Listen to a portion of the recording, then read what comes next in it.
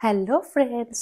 তো আজকে আমি তোমাদের সাথে শেয়ার করতে চলেছি রাভা চিলা, মানে সুজির একটি চিলা।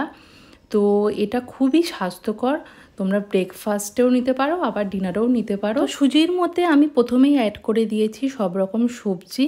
তোমাদের পছন্দ মতো তোমরা যে কোনো সবজি ইউজ করতে পারো।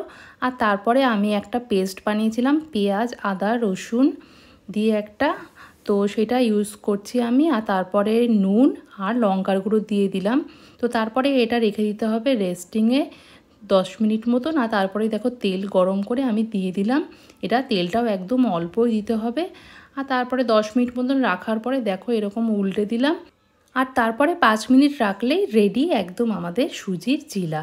তো এটা তোমরা যে কোনো সবজি দিয়ে খেতে পারো। তো আমি আজকে নিয়েছি স্যালাড এবং চিকেন।